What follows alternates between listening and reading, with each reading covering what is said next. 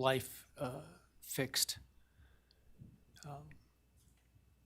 The parties waived pre-sentence investigation. To my understanding, neither party submitted a sentencing memorandum or other materials for the court. Court is familiar with the file and the evidence submitted previously by the parties as it has reviewed them throughout the case and in anticipation of trial. Is there any legal cause why sentence should not be imposed at this time? No, Your Honor.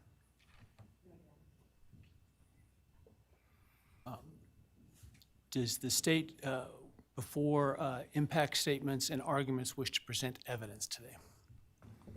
Your Honor, the state does not intend to present evidence in a documentary sense. We have provided the court through the clerk with photographs that we would like to use during the course of our sentencing argument. Sure. All right. Thank you. But no testimony other than impact statements? That's correct, Your Honor. All right, so with that, let's start with then impact statements. Ms. Jennings will be introducing the And my understanding, just so I'm clear, I indicated through the trial court administrator that we need to see if any of the victims wish to have the camera not running and audio only. And my understanding is all of them indicated they are fine with the video. Is that correct? Yes, Your Honor, that's correct. All right, very well. Go ahead, Ms. Jennings. Your Honor, the first, and we're taking these in the order, victim impact statements in the order that the charges were listed in the indictment. The first charge being burglary. So we will have Bethany Funke's statement, and she has asked that her friend Emily Allant read that statement. All right, any objection to that? No objection. All right, very well.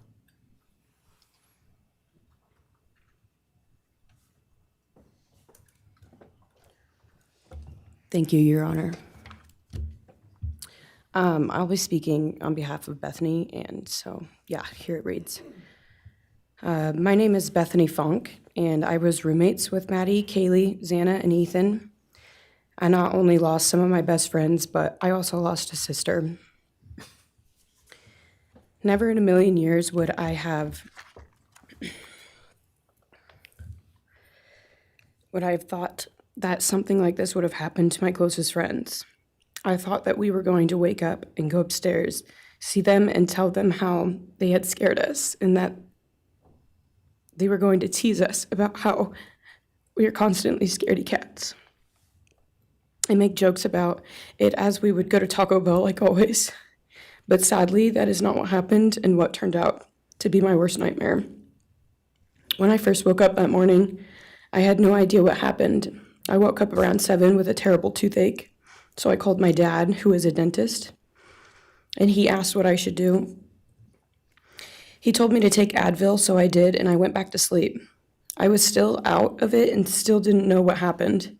If I had known, I of course would have called 911 right away. I still carry so much regret and guilt for not knowing what had happened and not calling right away, even though I understand it wouldn't have changed anything, not even if the paramedics had been right outside the door.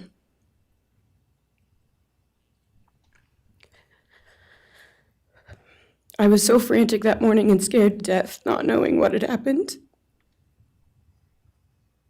And when I made the 911 call, I couldn't even get out the words. And from then on, I don't remember a thing. It was like my brain wiped that whole memory. That was the worst day of my life. And I know it always will be.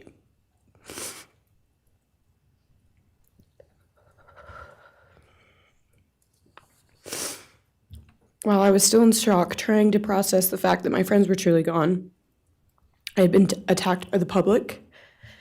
I was grieving, numb, and unsure of what had happened was even real. And at the same time, I was getting flooded with death threats and hateful messages from people who did not know me at all or know the dynamic of our friendship.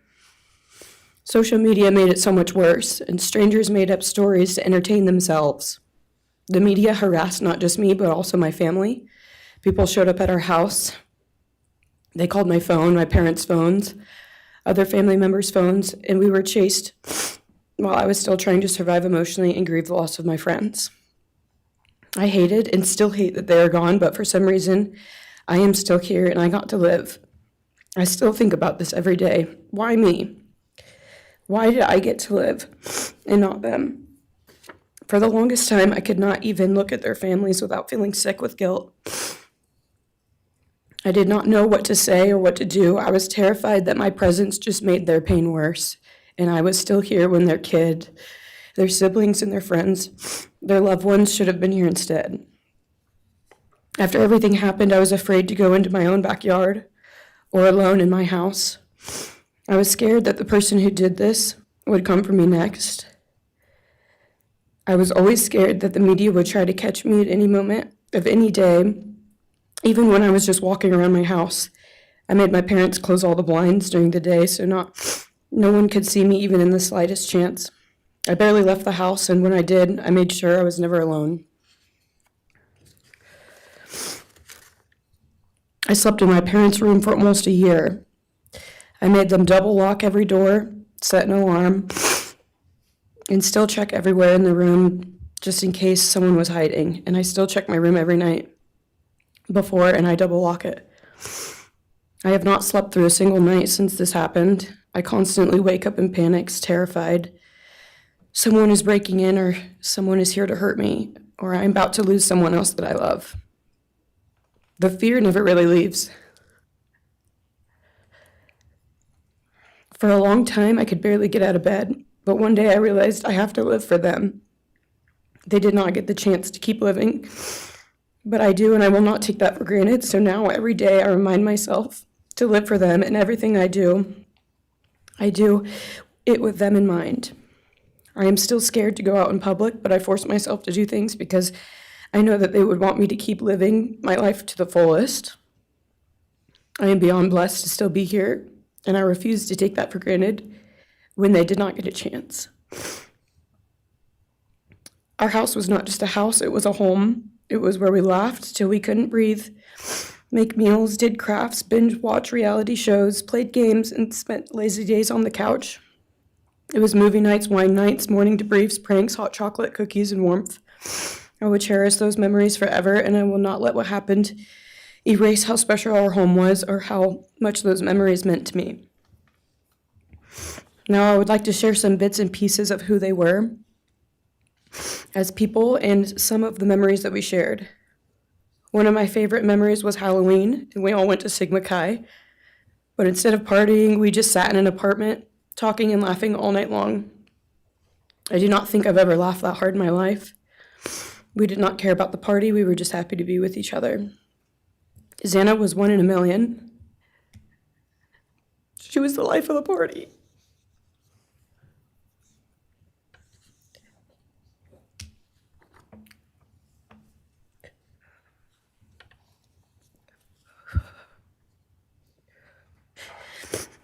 But she was also the kindest and funniest person I knew. Everyone loved her because she made everyone feel so loved. She was just someone you always wanted to be around, no matter the circumstance. One of my favorite days with Zana was when she laid on the couch, when we laid on the couch together all day watching movies and snacking. Or when she, Maddie, and I would go and get margaritas, chips, and salsa. She would also light up a room with her presence alone. Kaylee had the most beautiful, radiant smile, and she was so kind, but also one of the funniest people I've ever known. She loved playing little pranks, and she always had us laughing so hard that we could not breathe. She was so full of energy and life. I really believe that she could have ruled the world if she wanted to, and she would have been America's sweetheart. Ethan was the sweetest, most genuine guy. He was always smiling and always making other people smile too. Ethan was the kind of person you wanted around. He was so kind and easy to talk to and just so fun. And the way he cared for Zana was truly something to admire. And really was proof that storybook love and true romances really do exist. It was not only obvious to me, but everyone that was around Ethan and Zana that they were absolute soulmates. Maddie was not only one of my best friends, but she was the older sister I would have always wanted. There was no one I looked up to or admired more than Maddie. She was truly a ray of sunshine, and everyone was drawn to her. She was so kind, loving, funny, fun, and passionate. She had the sweetest soul and wanted nothing but the best for everyone, and to love and show love to everyone. She took me under her wing and always made me feel so safe and included, and above all, loved and valued. She never failed to make me laugh or put a smile on my face. Still to this day, I am beyond grateful that she chose me to be her sorority little, and I thank God every day that I not only got to know her, but had her as one of my best friends. Honestly, I cannot pinpoint one favorite memory with Maddie because I have so many, and this would be a very long read if I did. But if some little memories with her that I cherish is when the two of us made a nice dinner and split some wine, or when we would binge watch Jersey Shore or Summer House. When we came up with a whole dance routine on Halloween and danced and sang all night, like no one was watching. All the late night walks home from going out, and just little shopping trips and so much more. I am beyond blessed that I had the chance to know each and every one of them. They changed my life in ways I would have never put into words. I hope that they are remembered for who they are, not what happened to them, because who they are were so beautiful, and they deserve to be remembered in the highest way. My heart breaks every time I go to text one of them or how badly I wish I could see and hang out with them. And then I remember I cannot. I will never be able to again. But I still talk to them in my prayers every single night, and I always will. I wish more than anything I could hug them one last time. And I wish I could tell them how much I love them. And even though I cannot, I still tell them every night. I will keep living for them as long as I am lucky enough to still be here. And they were all truly one of a kind, and they will be in our hearts forever and always. Thank you, and please convey to Bethany my appreciation for her courage, and I hope that she heals. Next is Dylan Mortensen. We're asking for some accommodations for Ms. Mortensen and that she be allowed to sit in my seat. Sure.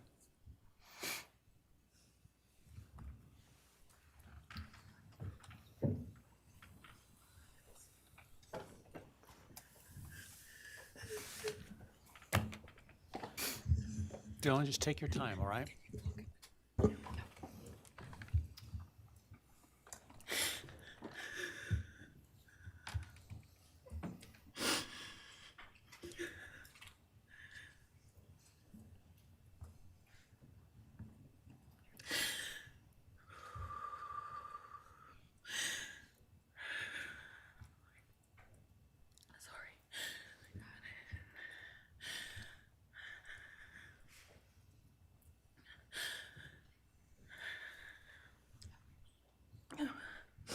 Thank you, Your Honor. What happened that night changed everything. Because of him, four beautiful, genuine, compassionate people were taken from this world for no reason.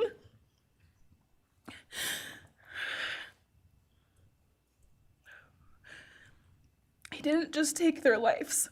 He took the light they carried into every room. He took away how they made everyone feel safe, loved, and full of joy. He took away the ability for me to tell them that I love them and that I'm so proud of them. He took away who they were becoming and the futures they were going to have.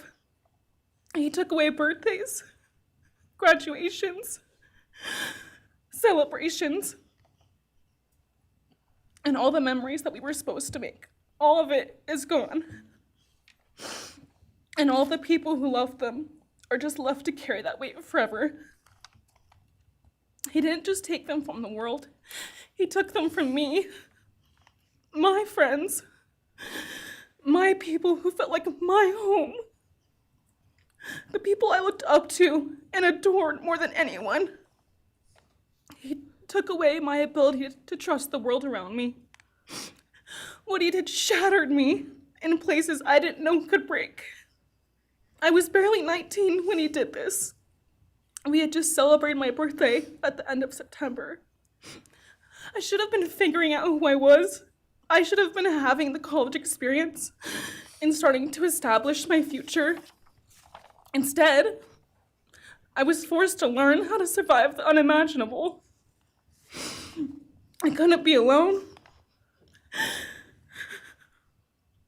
I had to sleep in my mom's bed because I was too terrified to close my eyes. Terrified that if I blinked, someone might be there. I made escape plans everywhere I went. If something happens, how do I get out? What can I use to defend myself? Who can help? And then there are the panic attacks. The kind that slam into me like a tsunami out of nowhere. I can't breathe. I can't think. I can't stop shaking.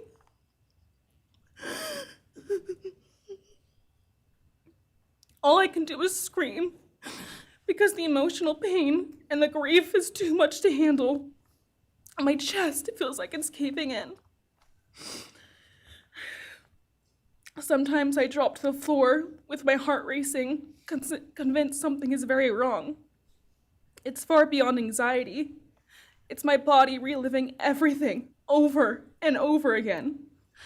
My nervous system never got the message that it is over, and it won't let me forget what he did to them. People call me strong. They say I'm a survivor, but they don't see what my new reality looks like.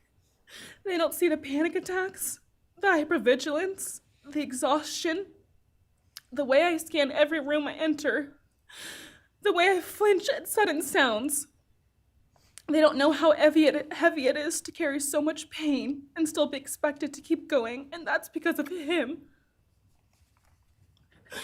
He stole parts of me I may never get back. He took the version of me who didn't constantly ask, what if it happens again? What if next time I don't survive?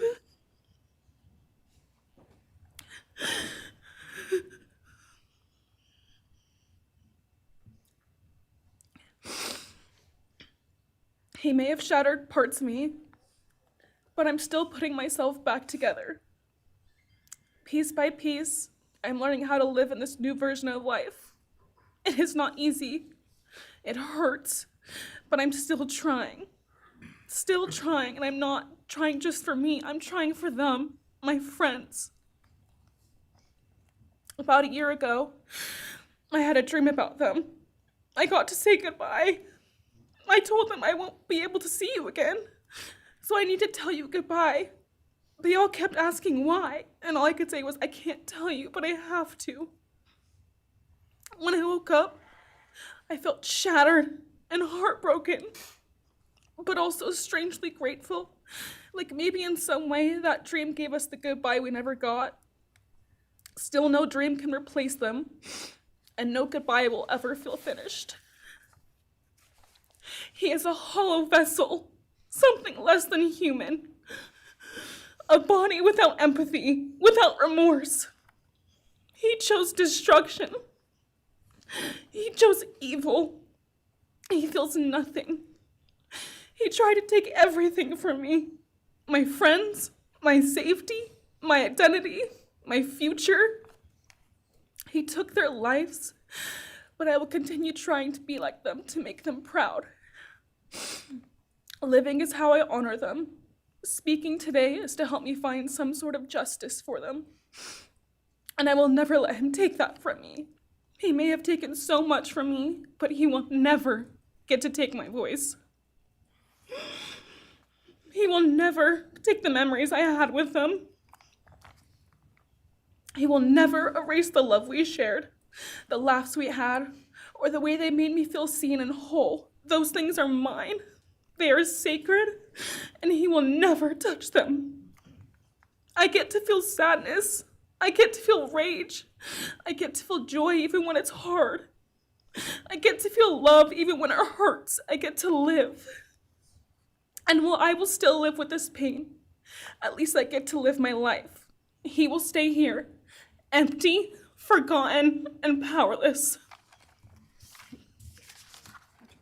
Dylan, thank you so much for your courage. I appreciate it.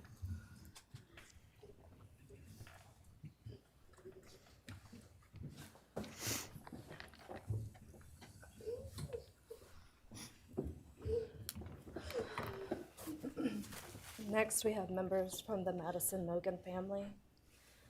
First would be Scott Laramie, Madison Mogen's stepfather.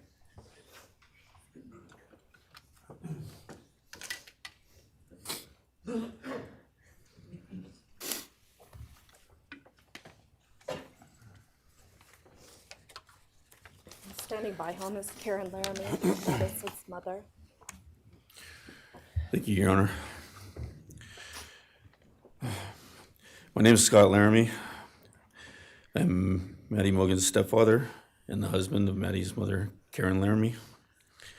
I will read this victim impact statement on behalf of Karen and myself. Maddie was our gift of life, our purpose, and our hope.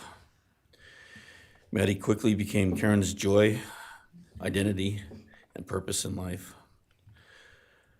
I joined Maddie's life when she was 2.5 years old. The experience transformed me into a life of joy, love, and family. Maddie was bright, beautiful, kind, empathic. She listened carefully to others and was observant, seeing and caring about the hearts and the minds of all she encountered. She loved music and music festivals. She had a wonderful sense of humor. She excelled in school.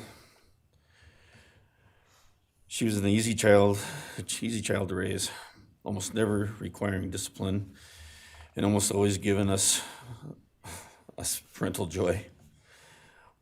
One time Karen remembers disciplining Maddie as a little girl. Maddie responded, "You broke my heart," which of course melted ours. She had a keen wit, even at that young age. As she transitioned into teenage years, she prioritized us and extended family over many of the distractions that capture teenagers. She showered us with her presence and love at family events, barbecues, picnics, birthdays, holidays, and others. She spent countless hours with her papa, her Uncle David, Aunt Nadine, and her other close family and friends.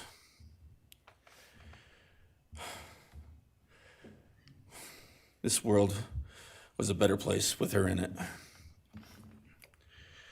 As she reached adulthood, Maddie applied her studies to be a marketing professional, entering into an internship at Payne West, and started planning her professional future. As with all things, she involved Karen and myself in the joy of her journey. As she transitioned into womanhood, Karen and I continued to be astounded at this wonderful and accomplished person we had created. All parents dream of their children accomplishing more than them. We realized this dream, all we had not become, she was becoming. Karen and I are ordinary people, but we lived extraordinary lives because we had Maddie. Maddie was taken senselessly and brutally in a sudden act of evil. She was taken along with the young, promising, and bright lives of Kaylee, Zana, and Ethan. First, we felt disbelief. Next, we felt disorientation. Then we felt grief overcome us. Our grief is compounded even more for the Goncalves, Kernodle, and Chapin families. We speak of hope and healing.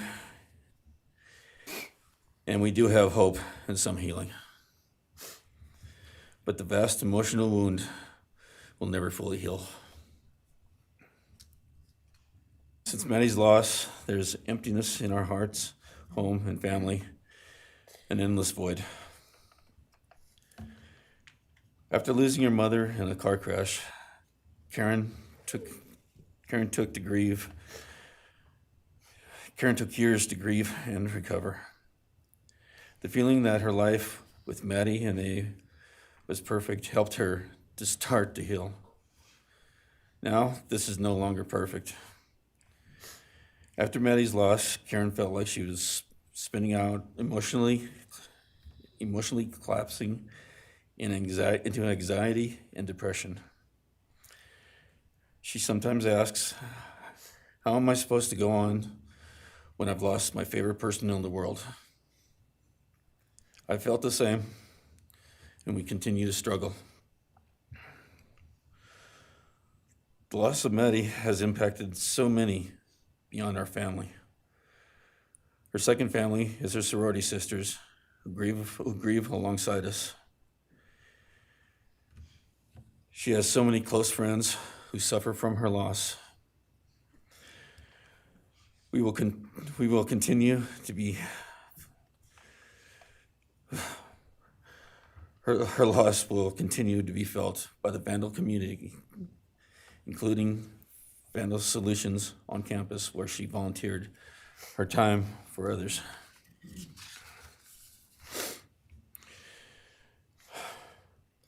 It helps us to know Maddie is in heaven now, freed from the trials of this earth. We, however, continue to live on without the grace and support of her presence. We will grow old without our only child, our bright, beautiful friend and daughter. In the end, there are no words that can accurately capture the devastation of losing Maddie. We will endure, and we will go on. For Maddie, we will not let our grief consume us. For Maddie, we will continue to love and care for our family and friends, including the families of Kaylee, Zana, and Ethan. We will remain united with them. We can only hope that others out there suffering similar losses can look to us and see that we can overcome hatred, darkness, and evil. We know the law allows us to comment on the defendant and his sentence. As for his sentence, we support the plea agreement. Society needs to be protected against this evil. As for the defendant, we will not waste words, nor will we fall into hatred and bitterness. Evil has many faces, and we now know this, but evil does not deserve our time and attention. We are done being victims. We are taking back our lives. We will turn our time, talents, and attention to hope, healing, and helping others, and to the future.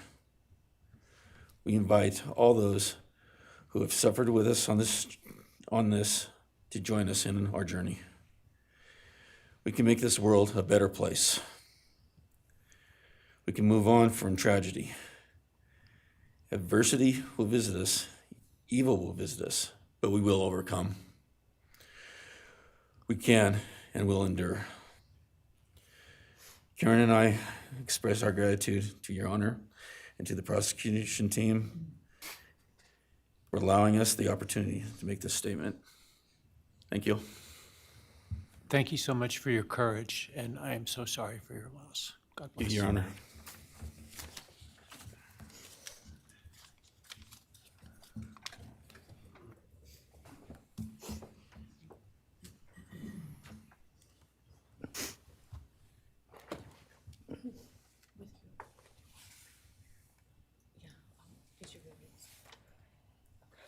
Your Honor, this is Leander James. He's the attorney for the Mogen family and victim advocate. He'll be reading a statement for Karen Laramie. May it please the court, counsel. My name is Leander James. I am the pro bono counsel for Karen and Scott Laramie. Karen has asked me to read this statement into the record. I thank my husband, Scott, for his statement, his courage, and his unending love and support during this dark time. While words are inadequate to capture the impact of this horrific crime on our family, he expressed it as best anyone could. For Maddie's sake, I will add my supplement statement that incorporates additional impact in the context of my extended family. I am grateful to Maddie's great uncle, Bryan Kohberger, for assisting me with the difficult task of putting our pain into words. For me and my extended family, Maddie was our hope and our light. Her beauty, both outside and in, shone its light upon everyone with whom she came in contact. Her beauty, she carried that hope and light into the future for our entire family. We have memories of our Maddie and grief and pain at her being taken from our presence. Any one of us would have given our own light to have been outshone by hers. We now look to our Creator to know that her light continues where we look to see her in His presence. Those who commit evil for their own twisted gains and purposes truly defile the efforts and sacrifices of mothers, fathers, families, teachers, clergy, public servants, service members, and all those who commit themselves to the greater good, freedoms, and the future light of our nation. Condemnation falls heavily upon those who squandered the lives of our future hopes and dreams. Some may offer forgiveness for what the defendant has done. However, we cannot at this time, or perhaps ever, nor will we ask for mercy for what he has done. His acts are too heinous. The agony and grief he has caused, too great. But we will waste no further words or thoughts on him. For Maddie's sake, we will move on. We will do our best to carry Maddie's light into this world and make it a better place. I thank the court and the prosecution for allowing me the opportunity to make my statement, and I thank all those who have and will support my family and the families of Kaylee, Zana, and Ethan. Thank you. Thank you. Thank you, Mrs. Laramie. Appreciate it.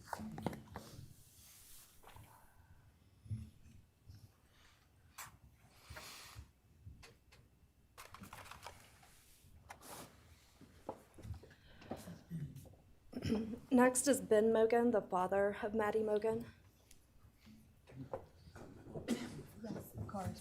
Actually, Your Honor, it'll be Kim Cheeley, the grandmother of Maddie Mogen.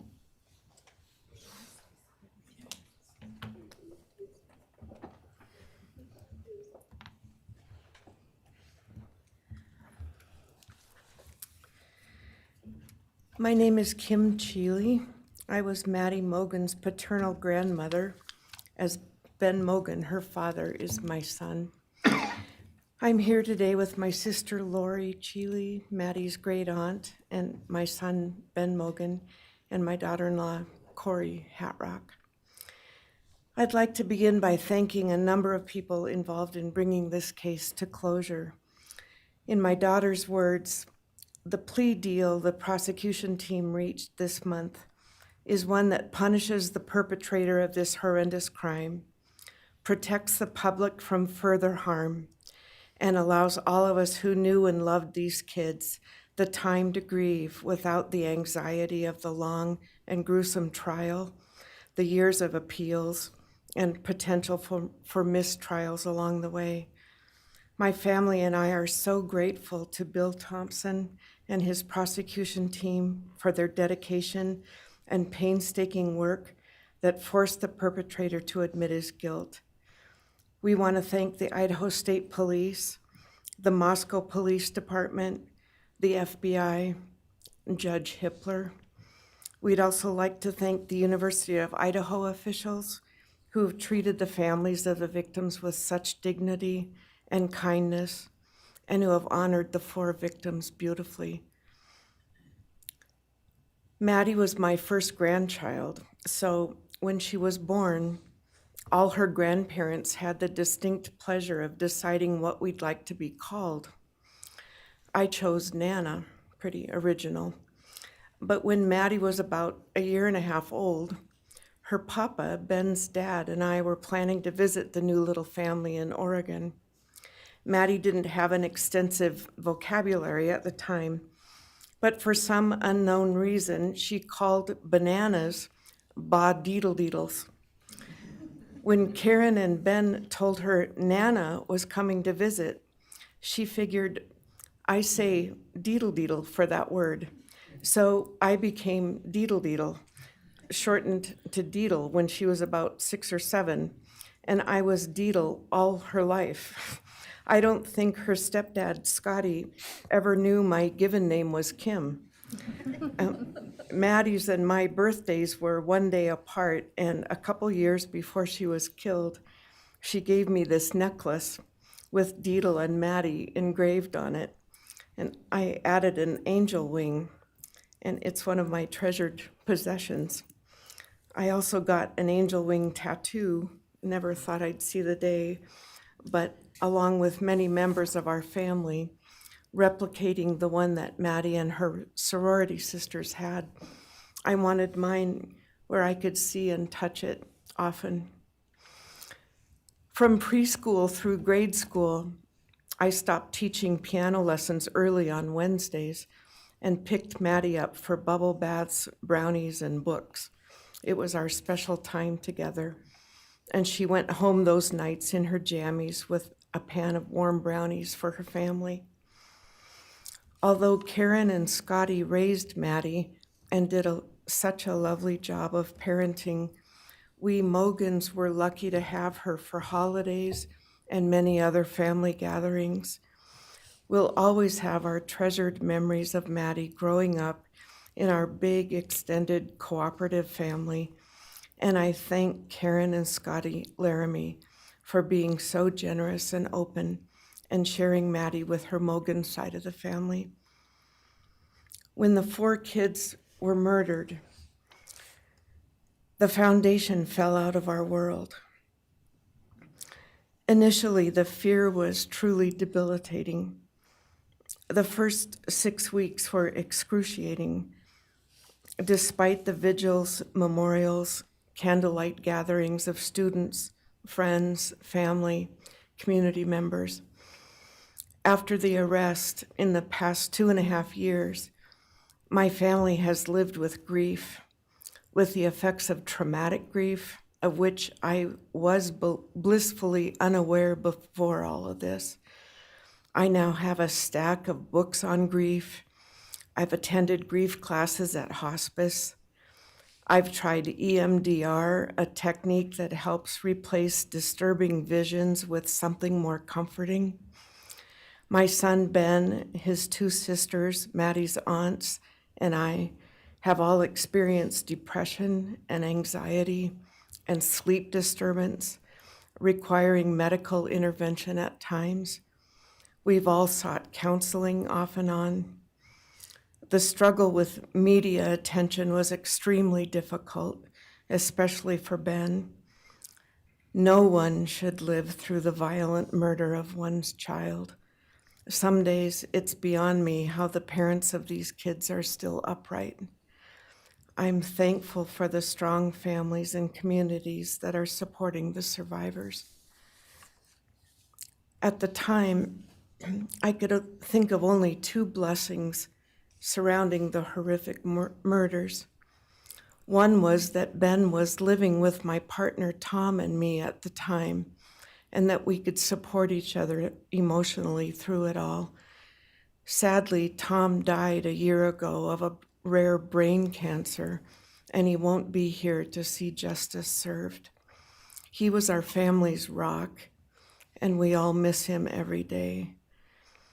A second blessing is that my mother died of COVID several months before the kids were killed, and she didn't have to live through the horror.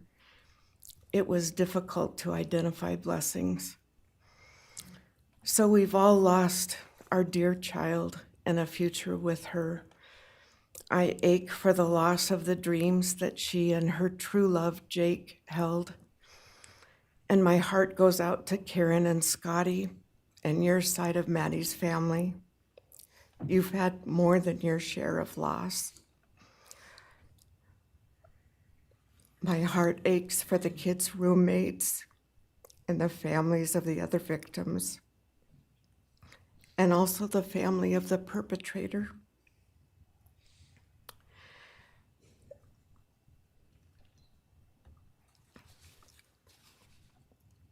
Going forward, we Mogens are choosing to put our energy and focus into honoring Maddie's too short life and sweet spirit by celebrating Maddie May Day, which my two daughters established. On May 25th each year, Maddie's birthday, we encourage folks to do random acts of kindness in Maddie's name. In my daughter Katie's words, may we all protect our peace in whatever way possible, unite in community, and focus on joy. Please do an act in kindness in Maddie's honor during this week, so a glimmer of Maddie's light may live on. Thank you. Thank you, and I appreciate your courage, and bless you and your family. Thank you.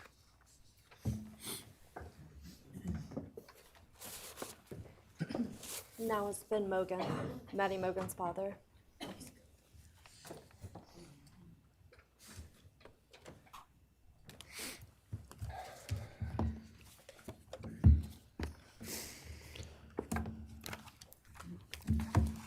I'm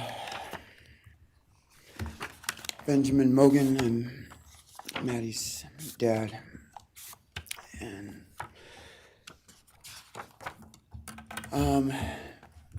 first I just want to say thanks to all the people that helped bring this all to a close. I know it's not the resolution that everyone, wanted, but I think that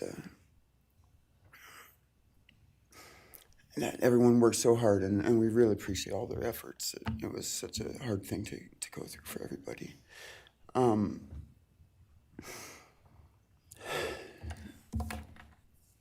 Maddie was my only child that I ever had. She's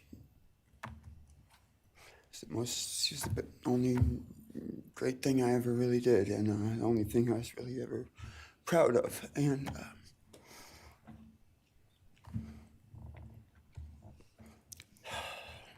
I thought we would have the rest of our lives together to be together and to know each other, and I took for granted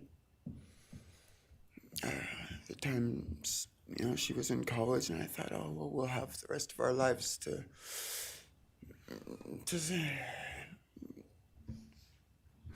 do all the stuff that we're supposed to do, and she was just about done. She actually earned all of her credits for her college degree, and Karen and Scotty and I got to go and get her diploma that she actually earned, and she served every bit of that. And but I thought that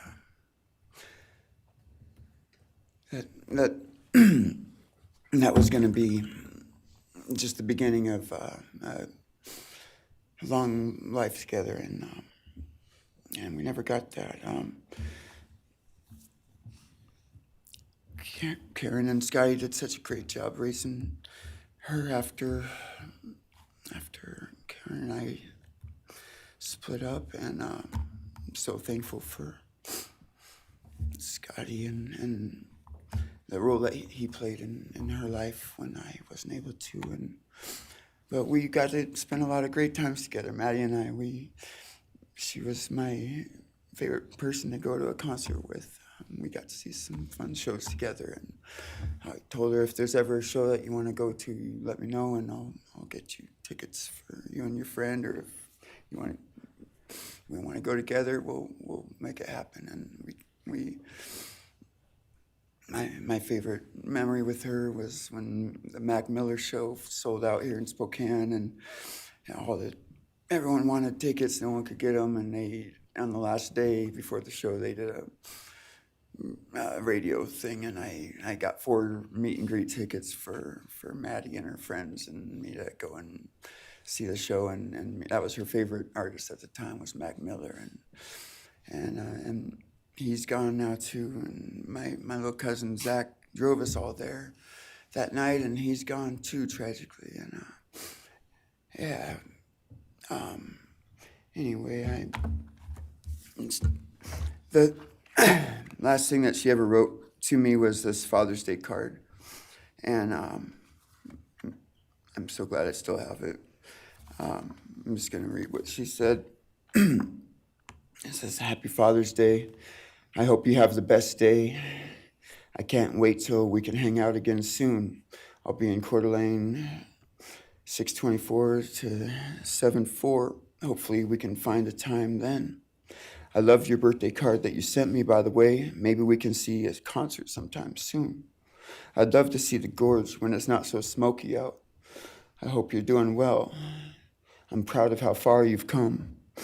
Thank you for always encouraging me to do my best. Love you lots and lots. Love, Maddie May." She did encourage me to not just to do my best, but to live on. I went through a lot of issues with addiction and with substance abuse, and when I wasn't wanting to live anymore, she was what would keep me from just not caring anymore, and knowing that she was out there and that she was just such a beautiful person kept me alive a lot of rough moments, and I'm so glad that she was able to meet Jake. He was the only one that actually ever got to take her to the gorge. They went and saw Watershed together, and yeah, they had a heck of a time. I'm so glad she got to. That's a really special place for me, and she always wanted to work out there with me in the summer sometime. She never got to, but at least she got to see it once with Jake. He was such a great guy. He is such a great guy. And I really wanted to see what a future with them would have looked like.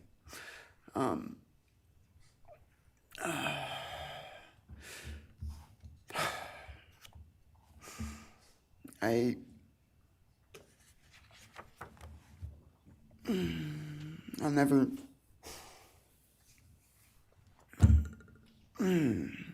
never be able to replace her. I wrote a bunch of stuff. I just don't know what to say right now. I just miss her so much, and I just love her more than anything. And it shouldn't have happened. And a death sentence is one thing. You know when it's going to happen, and it's going to be all gentle and stuff. But a life without parole, with a building full of people that all just want you to not be around anymore, and winking at every morning, not knowing if that's the day they're going to pull your card. I mean, it's not a very nice sentence either. So, I don't know. I just love you, Maddie, and I wish you were still here. Thank you so much.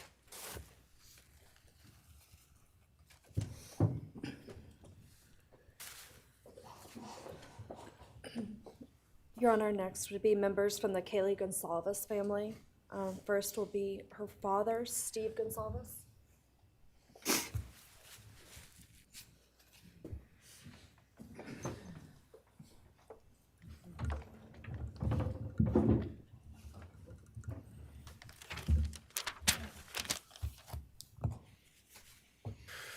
Today, we are here to finish what you started.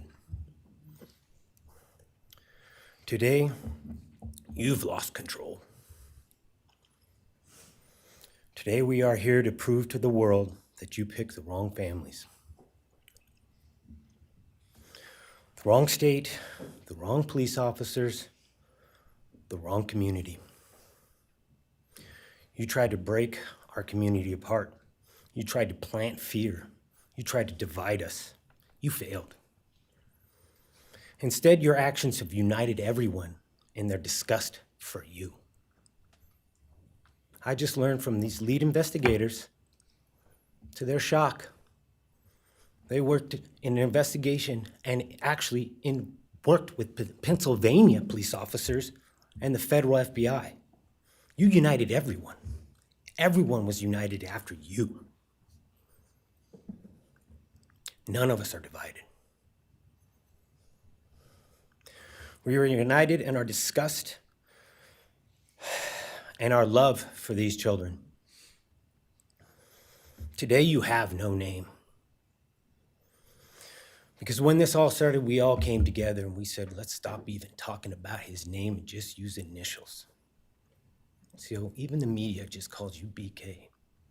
That's all you are. Looking back when the police officers knocked on my door, told me what happened to my child, told me what happened to Maddie Mae, I don't think he was even out of the driveway before my kids turned around and looked at me and said, what do we do, Dad? I told them, you get to work. You get your ass to work. And we started calling, we started texting, we started emailing. And you know what? Within hours, we had your white car on the camera. We knew from the very beginning we had you. Police officers tell us within minutes, they had your DNA, like a calling card. You were that careless, that foolish, that stupid. Master degree, you're a joke, complete joke. But we took this disaster and we did what we could.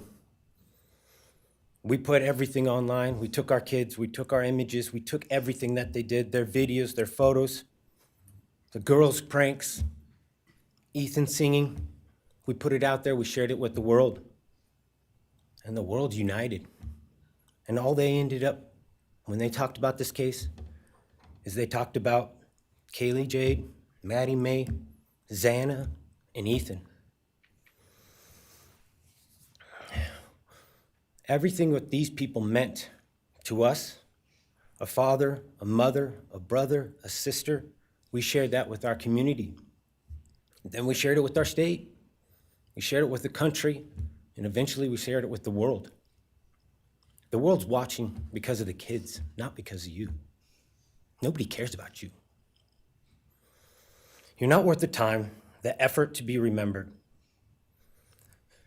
In time, you will be nothing but two initials forgotten to the wind. No visitors, nothing more than initials on an otherwise unmarked tombstone. From this moment, we've all started. From this moment, we will forget you. We want to all leave in closing one last thing. You picked the wrong family, and we're laughing at you on your trip to the pen. That will be today or tomorrow. I'll close with, God bless all the men and women that worked on this case and all the hard work that you guys did. You guys allowed us to grieve and allowed us to get through this. The amount of work that you guys put together and the way that you guys put it together was beautiful. There was hard times to be expected, but thank you all. God bless. Thank you.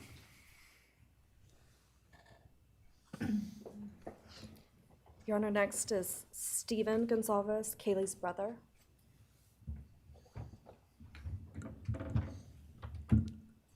Steven's actually gonna pass. I'm gonna go.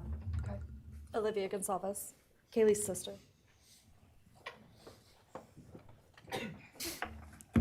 Hello, I'd like to start by thanking the court for allowing me the time and opportunity to speak today. My name is Olivia, and I am the big sister of Kaylee Goncalves, and I was blessed to love Madison Mogen as a sister too. I'm not here today to speak in grief, I'm here to speak in truth. Because the truth is, my sister Kaylee and her best friend Maddie were not yours to take. They were not yours to study, to stalk, or to silence. They were two pieces of a whole, the perfect yin and yang. They are everything that you could never be.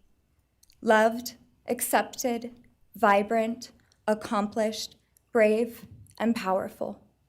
Because the truth about Kaylee and Maddie is they would have been kind to you. If you had approached them in their everyday lives, they would have given you directions, thanked you for the compliment, or awkwardly giggled to make your own words less uncomfortable for you. In a world that rejected you, they would have shown mercy. Because the truth is, I'm angry. Every day I'm angry.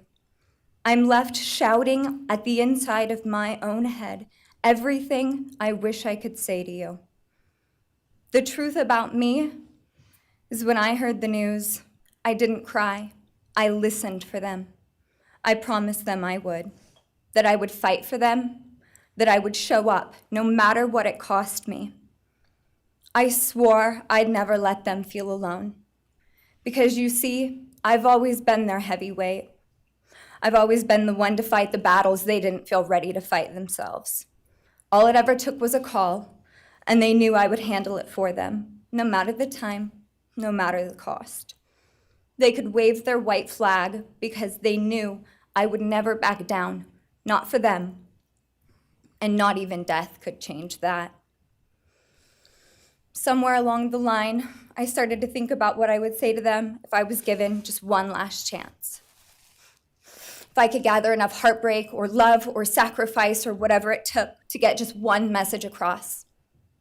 What would I say? Throughout this entire process, I've written my feelings down at every moment, my wishes, my love, my denial, my anger. And as one final act of love, I'd planned to read these thoughts, even jarring and discombobulating and not even making sense. Because for me, that was true love. As bare and as naked as it could be, not laced in pretty words or dressed for the occasion, but written through bleary eyes at 2 a.m. with clenched fists, angry at this reality. My true final act of love was to continue on without them, for them. That dream to read aloud my love to them, to bring meaning through pain, was the latest blow in realizing you don't deserve it. And Kaylee and Maddie don't need it. Kaylee and Maddie have always known my love, and they would never ask me to prove it by further victimizing myself to a defendant who has shown no guilt, no remorse, no apprehension. They would say to me, "Why would you give the satisfaction of showing vulnerability now? You promised you would never back down." And for that clarity, I'm thankful. I won't stand here and give you what you want. I won't offer you tears. I won't offer you trembling. Disappointments like you thrive on pain, on fear, and on the illusion of power. And I won't feed your beast. Instead, I will call you what you are. Sociopath, psychopath, murderer. I will ask the questions that reverberate violently in my own head, so loudly that I can't think straight most any day. Some of these might be familiar, so sit up straight when I talk to you. How was your life right before you murdered my sisters? Did you prepare for the crime before leaving your apartment? Please detail what you were thinking and feeling at this time. Why did you choose my sisters? Before making your move, did you approach my sisters? Do you tell what you were thinking and feeling? Before leaving their home, is there anything else you did? How does it feel to know the only thing you failed more miserably at than being a murderer is trying to be a rapper? Did you recently start shaving or manually pulling out your eyebrows? Why November 13th? Did you truly think your Amazon purchase was untraceable because you used a gift card? How do you find it enjoyable to stargaze with such a severe case of visual snow? Where is the murder weapon? The clothes you wore that night? What did you bring into the house with you? What was the second weapon you used on Kaylee? What were Kaylee's last words? Please describe in detail the level of anxiety you must have felt when you heard the Bearcat pull up to your family home on December 30th, 2022. Which do you regret more?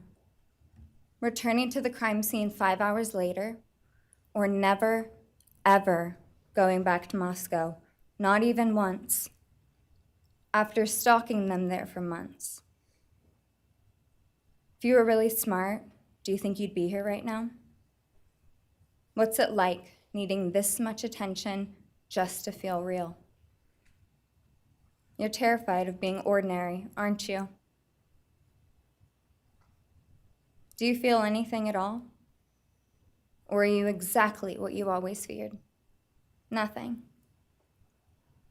If you're so powerful, then why are you still hiding, defendant? You see, I'm here today as me. But who are you? Let's try to take off your mask and see. You didn't create devastation. You revealed it in yourself. And that darkness you carry, that emptiness, you'll sit with it long after this is over. That is your sentence. And it was written on the wall long before you ever pled guilty. You didn't win. You just exposed yourself as the coward you are. You're a delusional, pathetic, hypochondriac loser who thought you were so much smarter than everybody else. Constantly scolding, turning your nose up to grammar mistakes, nitpicking and criticizing others. You wanted so badly to be different, to be special, to be better, to be deep, to be mysterious.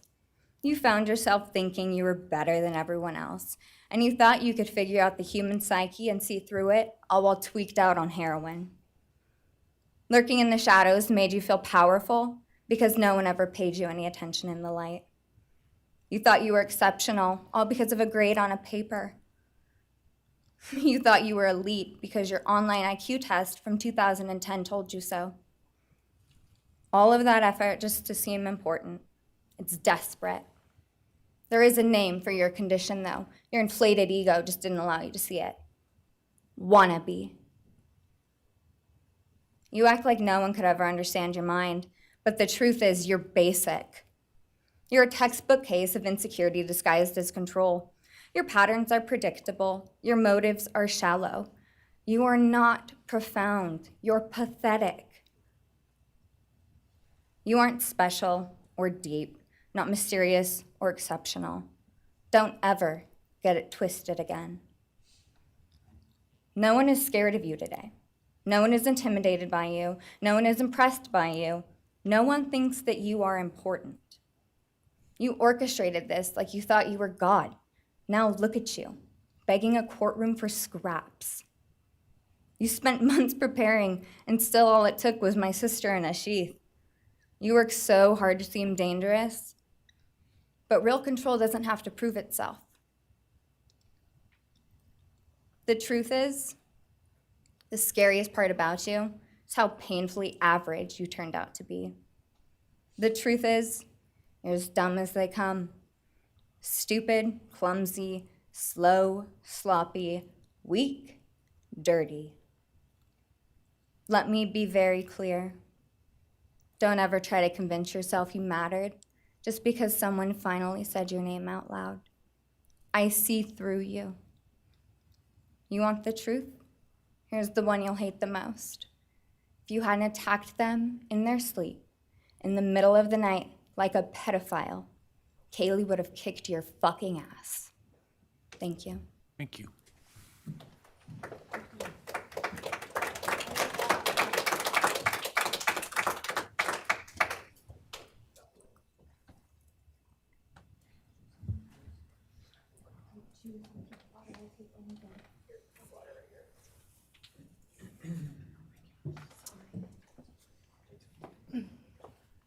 Next is Christy Goncalves, Kaylee Goncalves' mother.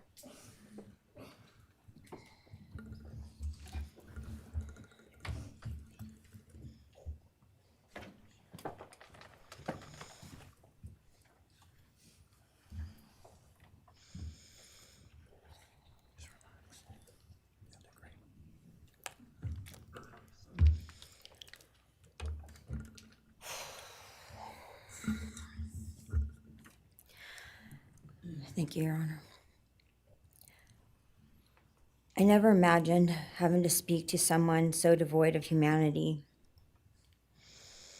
For a long time, I didn't think I'd find the words low enough to meet you where you are. But now I realize this isn't about you. It's about what you've done to me, and I need you to hear it. When you murdered my daughter, Kaylee Jade Goncalves, you didn't just take her life, you shattered others. You attacked what you could never be, and in doing so, you left a trail of devastation far beyond that house. You stole my peace. You've altered my every waking moment, every sleepless night, the way I view the world, people, safety, trust. It's all been changed by your cruelty. I no longer recognize parts of myself. Joy is harder to find. Laughter feels foreign. The world moves forward, but I'm suspended in a place of sorrow and rage. You've taken from me something that can never be restored. The grief sits with me every day, some days quietly, and other days so loud it drowns out everything else. The emotional toll you've inflicted on me is immeasurable. I live with a constant ache, with birthdays that are now memorials, with holidays that feel hollow, with empty chairs that scream louder than words ever could. I am forever changed. But for you, as a person working on a PhD in criminal justice, you really didn't think this one through. You're not that good. In fact, you're not that good at anything. You couldn't secure a job. You couldn't get along with others. You couldn't even get a female to look in your direction. All because you are pathetic. Now you're a joke in this courtroom. I wish I could crown you with a jester hat to complete your orange jumpsuit clown look. A dead killer doesn't kill again. So while I'm disappointed the firing squad won't get to take their shots at you, I'm confident that the men in prison will have their way with you in more ways than one. You will finally get what you wanted, physical touch. Just probably not how you were expecting it. See, you haven't beat the system. You've simply entered a new one, where the rules are cruel and the consequences will never end.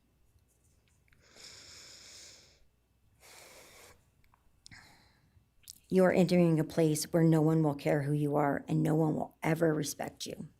You will be forgotten, discarded, used, and erased. You will always be remembered as a loser, an absolute failure. And when those prison doors slam shut behind you, I hope that sound echoes in your heart for the rest of your meaningless days. I hope it reminds you of what we all already know. You're nothing. May you continue to live your life in misery. You are officially the property of the state of Idaho, where your fellow inmates are anxiously awaiting your arrival. But it's okay, because they're there to help you. Hell will be waiting.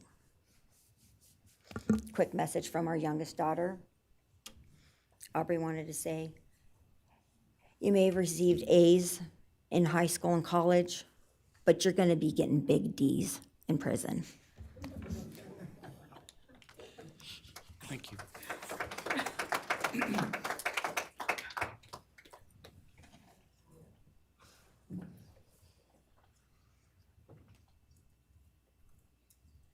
Do we have more from the Gonzalez family, or are you? Yes, next would be Shannon Gray, the Gonzalez family attorney. He'll be reading statements from Kaylee Goncalves' grandmothers.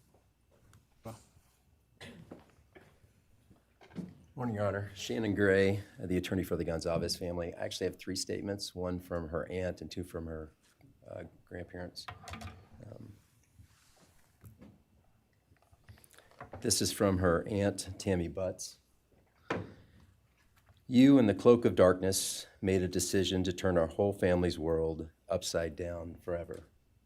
You, in the cloak of darkness, took our Kaylee J. Goncalves away from us all without hesitation. Never have you shown any remorse or regret. We just get creepy, non-expressive stares as you have your team of women defend you. Kaylee was a strong, kind, fun-loving, caring person, and she will greatly be missed by all her family and friends for the rest of our lives. She had goals in life that you took from her and us. We lose on watching her enjoying her life, working hard and building the future she wanted. She was ready to start that after college life. You, in the cloak of darkness, took it all away. You left us without her future wedding, her future children that she would have added to our family. No more talking to her on the phone, going for a coffee, celebrating holidays. It's all gone. You, in the cloak of darkness, gave each and every one of Kaylee's family members their own lifetime sentence.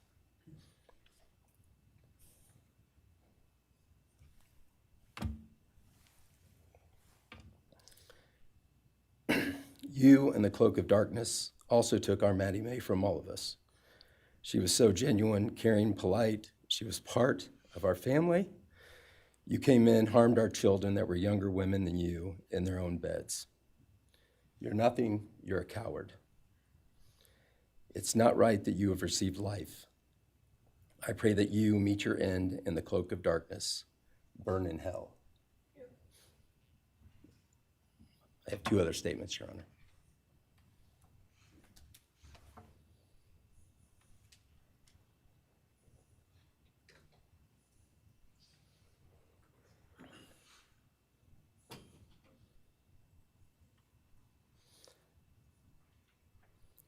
This is Linda Lucan's statement. This is Kaylee's grandmother. I really don't know how to address something so inhumane, but I will try. Nothing in the past 2.5 years has made any sense. All I get is you cowardly went into a home at night, filled with what I'm sure you thought was all sleeping girls, and went on a vicious killing spree for no other reason but to appease your demonic urges. You took my granddaughter Kaylee from us, plus 3 other beautiful lives. You took my granddaughter Kaylee, beautiful, sweet-souled, doll-faced Kaylee, who was getting ready to start her amazing life, who had such a bright future, who was loved by so many, who you were so envious of. She had a life you could never have. You are so beyond human. You're definitely a demon from hell. I truly wish your punishment would be the same death you inflicted on our kids. But I think you will meet some new friends in prison who will be there just to help you. Thumbs up.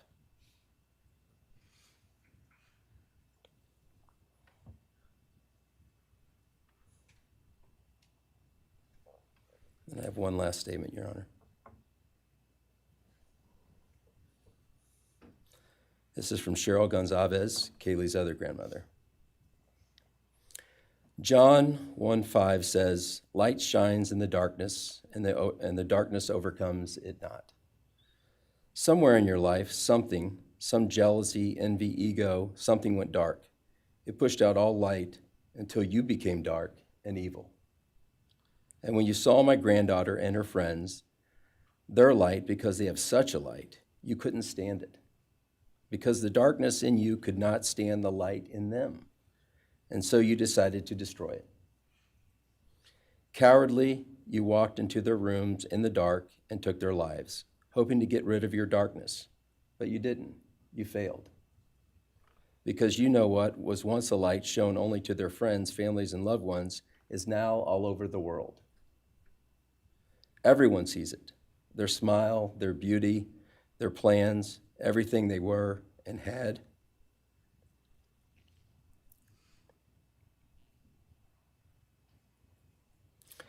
And you think you put a close to it, even that, but you didn't. Because they still exist. They are still light. They are still beautiful. You can never take that away. They will always be in the light of all eternity. And you will be in the darkness because you could not overcome it. You failed. I want you to be gone, more than gone. I want you to be cast out. Cast out from my life, from my family, from this earth. I will not allow your hatred to penetrate into my own soul. You did not get that power. You are evil, and in the end, evil is eradicated. You didn't take Kaylee's light, you spread it into the world. Thank you, Your Honor. Thank you.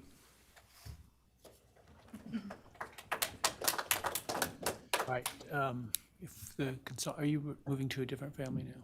All right, why don't we take a 10-minute recess, all right?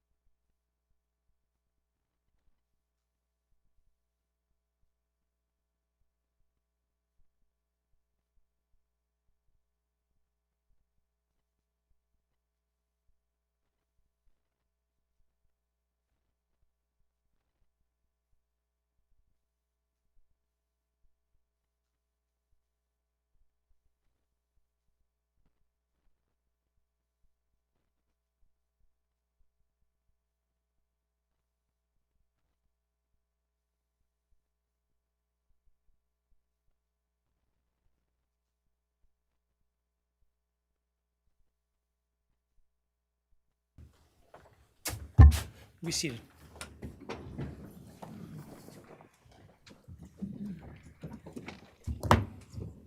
All right, Ms. Jennings. Thank you, Your Honor. The next family is the family of Zana Kernodle, and first would be Jasmine Kernodle, Zana's sister.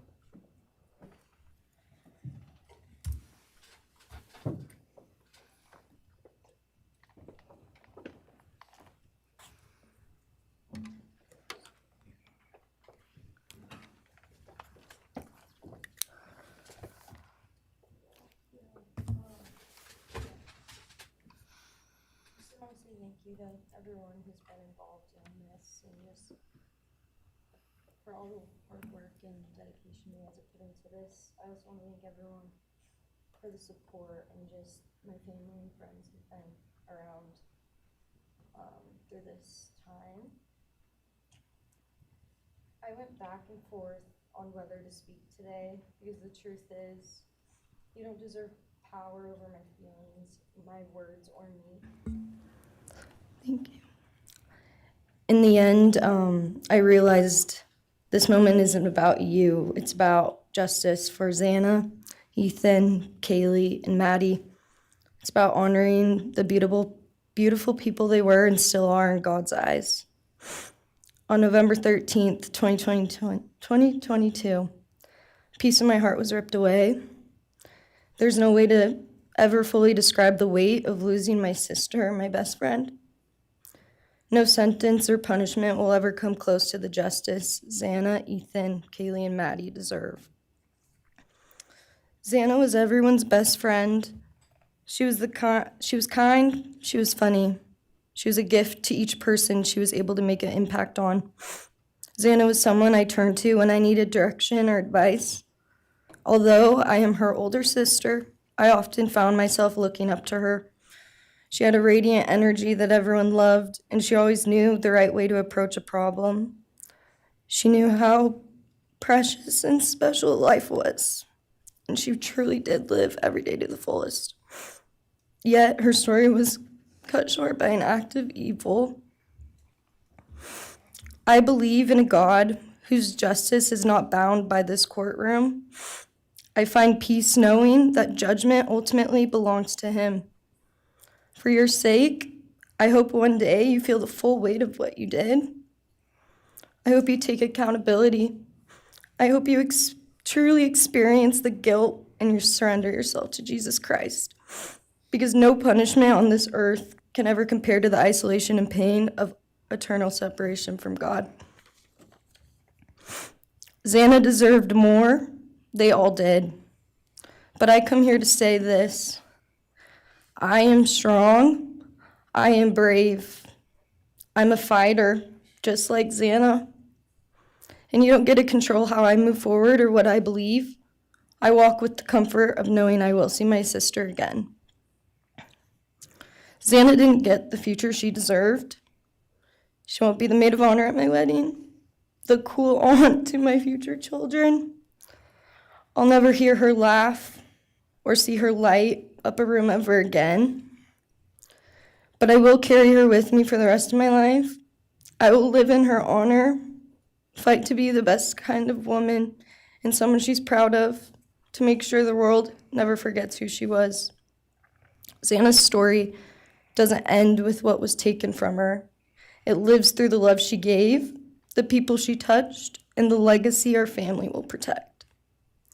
Her light still shines, and her voice will echo louder than this pain. You didn't take that from us, and you never will. Thank you.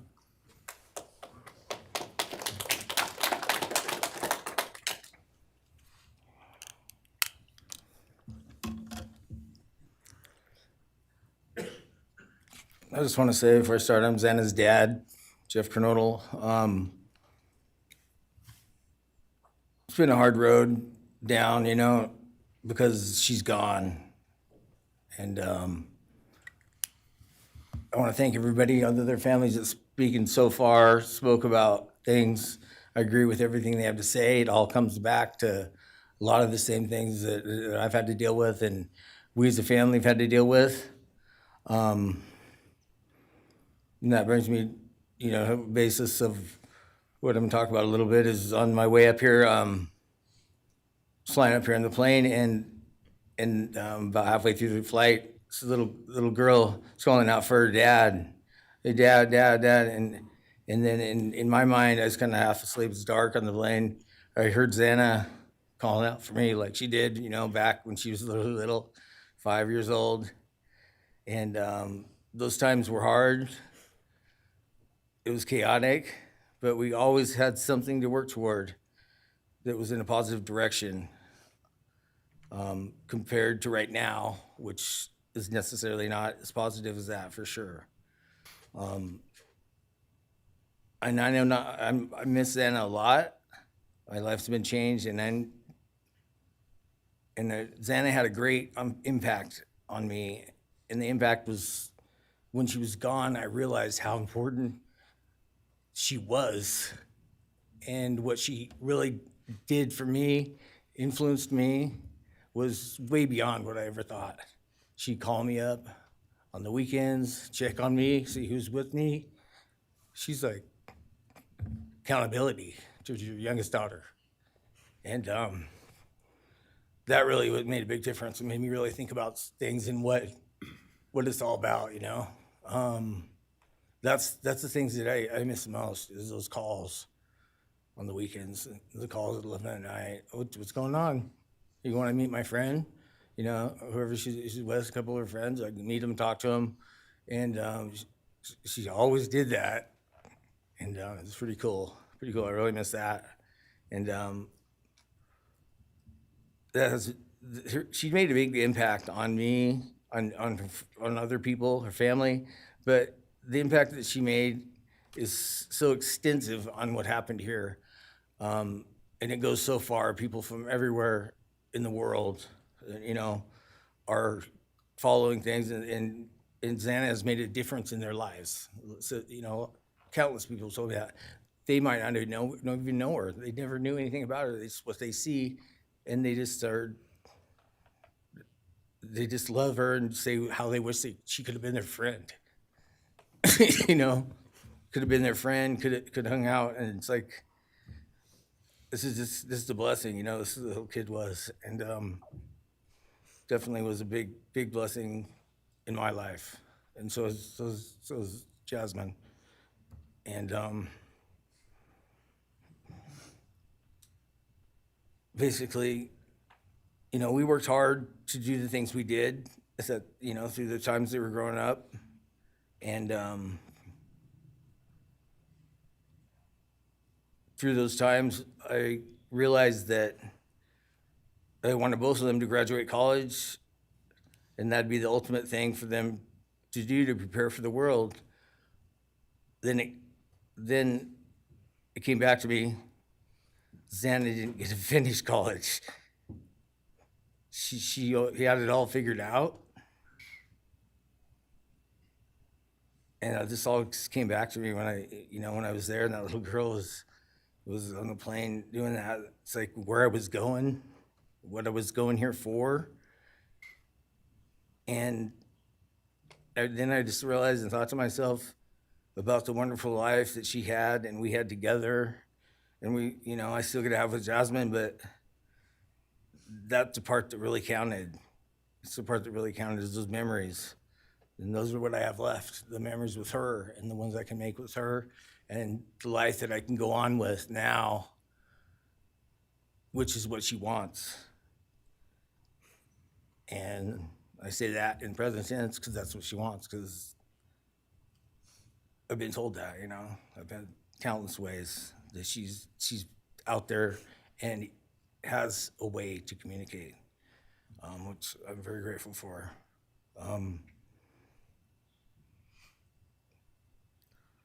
That goes to say that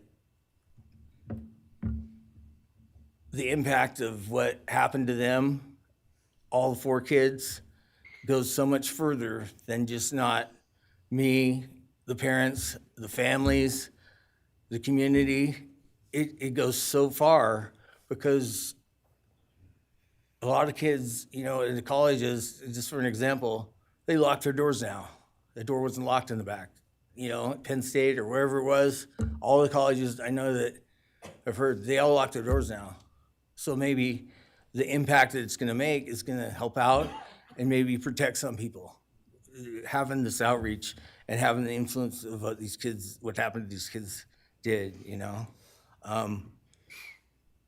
all I know is I was 7 miles away when it happened, and she wasn't feeling that good. It was 11:30, and I almost went over to Zana's to say, and I would have been sitting right there on that couch, and you had to deal with me. So they would have had a chance, and I regret that, and I regret not going. But the reason why I didn't is because Zana said, "Don't be drinking and driving. You got the rental car. Don't be drinking and driving." The week before that, so she was she would have been mad at me to do that.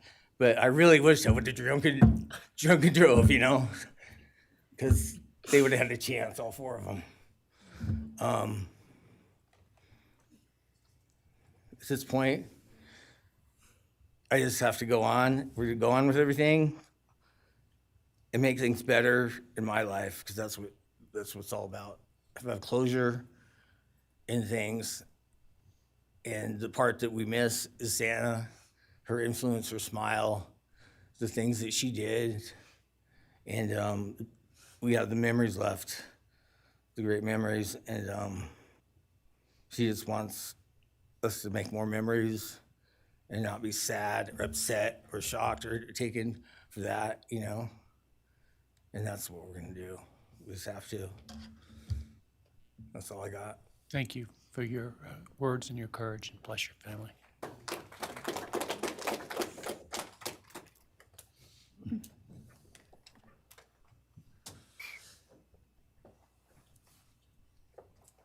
Next, Kim Kernodle would like to address the court.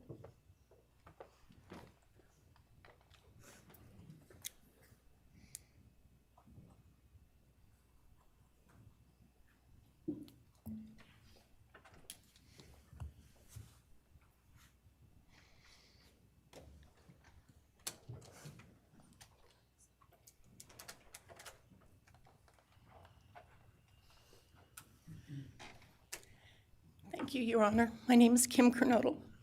I am Zana's aunt. I was very blessed to have her in my life, in our family. And I thought I had everything in my head, what I wanted to say, but it kind of went out.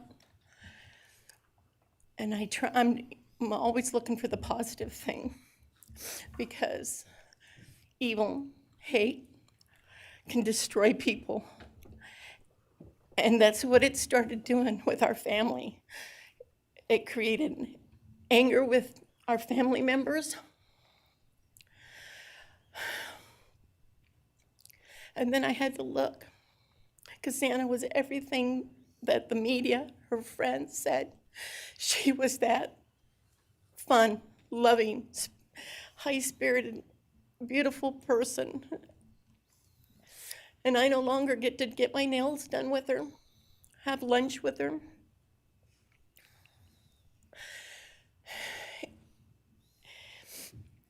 Sorry. But how I look at it now is this tragedy, this horrible tragedy on all of the 4 children, has brought us closer. You united us with your actions. We're united now, and we're stronger than ever. We have family and friends now that we never knew we had. And, this is probably going to bother everybody, but Bryan, I'm here today to tell you I have forgiven you, because I no longer could live with that hate in my heart. And for me to become a better person, I have forgiven you. And anytime you want to talk and tell me what happened, get my number. I'm here, no judgment, because I do have answers or questions that I want you to answer. And I'm here. I'll be that one that'll listen to you, okay? Thank you, Your Honor. Thank you very much. My name is Stratton Kernodle, and I'm Xana's uncle, Jeff's brother.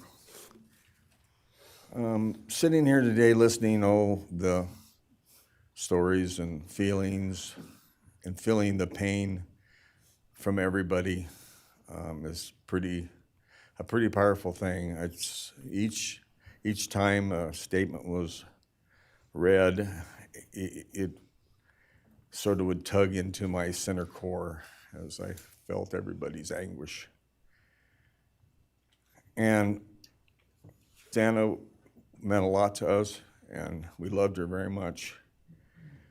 But I started thinking about, instead of rehashing everything that everybody else has talked about, I wanted to direct it another direction toward Bryan and what he's done to his family, his parents, his siblings, his friends, his universe. He has contaminated, tainted their family name, and pretty much made a horrible, miserable thing to be ever related to him. And I know that that's what he has to live with, and that has to be his pain. And that's all I have to say. Thank you.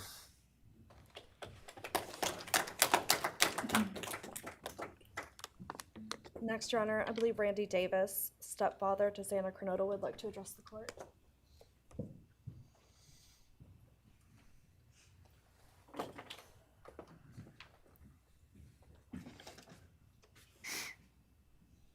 Hi, my name's Randy, stepdad of Zana.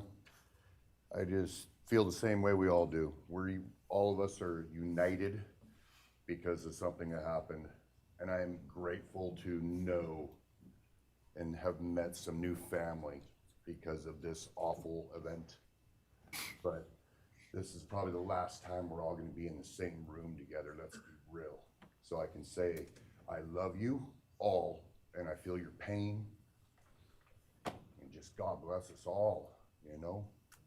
Just get through it. I had stuff wrote up. It was probably best I didn't read it out. Probably get kicked out of here, so. You know, I'll share one thing to you guys, not to you, with Zana. So I was working in North Dakota and came home, and Jazzy and Zana had taken our son Elijah and put him in a dress, makeup, and it was awful, you know. I was like, I don't know. She was funny. I told her she'd be in the movies and be somebody great one day like that. And now she is just above us as an angel with all the other beautiful kids. So let's hold that to our hearts, because this evil thing is not going to take nothing from us. You, man, I don't know what my limits are here, but I'm really struggling, dude. I am struggling, so I want to just be out in the woods with you just so I can teach you about loss and pain. I love God. I wouldn't take your life. That's up to him. But I guarantee you, you are weak. God, I would just give a moment, man, 5 minutes out in the woods. Oh, man. Ooh. You're going to go to hell. I know people believe in other stuff. You're evil. There's no place for you in heaven. You took our children. You are going to suffer, man. I'm shaking because I want to reach out to you, but I hope you feel my energy, okay? Go to hell.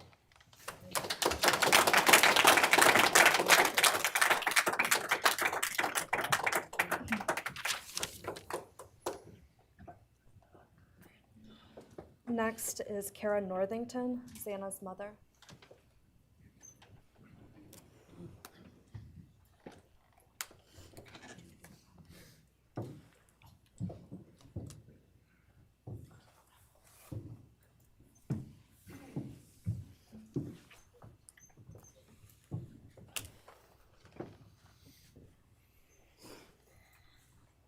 I'm Cara Northington. I am Zana Kernodle's mother.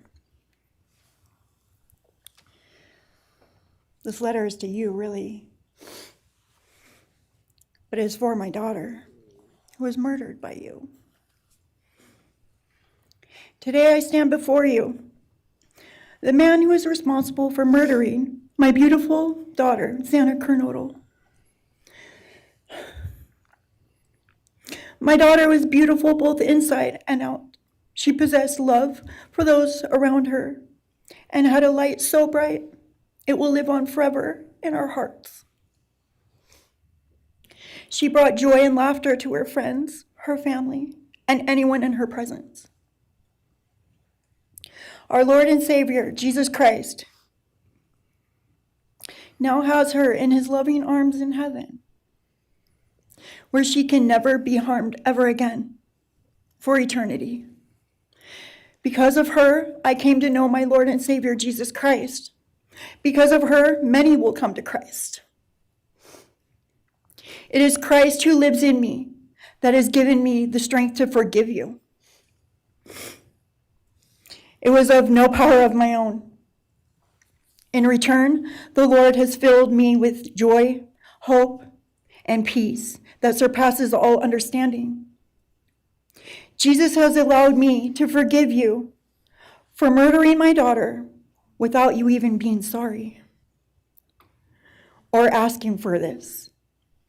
This is only possible because he who lives in me is greater than any evil in this world. For God hath not given us the spirit of fear, but of power and of love and of a sound mind. I do not fear you or even let you rent space in my head anymore. This forgiveness has released me from any and all evil you have inflicted on me and my family. It has allowed me to let our Lord deal with you. You have accepted a deal that will prevent you from receiving the death penalty. Nothing man can do to you can ever compare to the wrath of God. Inevitably, you will stand before our Lord and will have to answer to him over the sins you have committed in murdering our children. I pray you come to the end of yourself before that day. Whether you like it or not, heaven is for real and so is hell. The innocent life of Zana that you stole from myself and my family, and the destruction it has caused. I am washing my hands of you and turning you over to my Lord and Savior, Jesus Christ, whom vengeance belongs to. In closing, I want to read a passage from the Bible, Ephesians 6, King James Version. Finally, my brethren, be strong in the Lord and then in the power of his might. Put on the whole armor of God, that ye may be able to withstand the wiles of the devil. For we wrestle not against flesh and blood.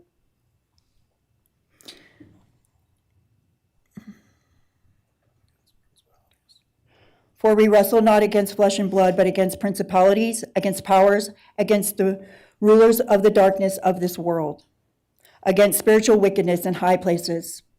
Wherefore, take unto you the whole armor of God, that ye may be able to withstand in the evil day, that ye may be able to stand in the evil day.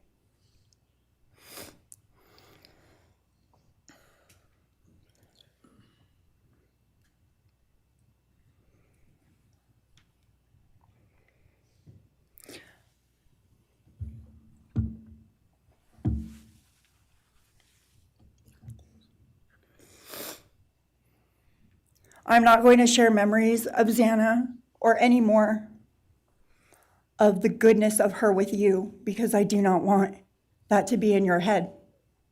I don't want it to be in your head. You don't deserve that. You don't deserve our good memories that we have. I do pray for you. I pray that you come to the end of yourself. I pray that before this life is over, that you ask our Lord and Savior in your heart and to forgive you. I do pray for that. But after today, I wash my hands of you, and you are no longer a thing. Thank you. Thank you.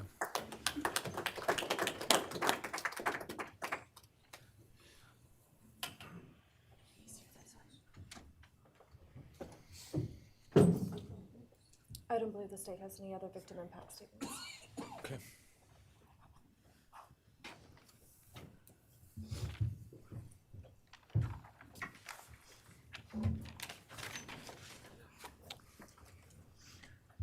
Right, state can argue.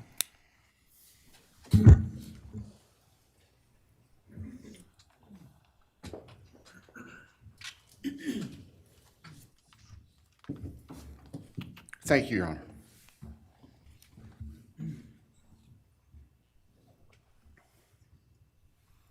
Just as a housekeeping matter to start, there will be the issue of restitution. That is, the documentation is being gathered, and we ask if the court would defer that for 30 days so we can present it in an orderly fashion and make sure it's comprehensive for everyone. Any objection to leaving restitution open in 60 days? All right. Thank you, Your Honor.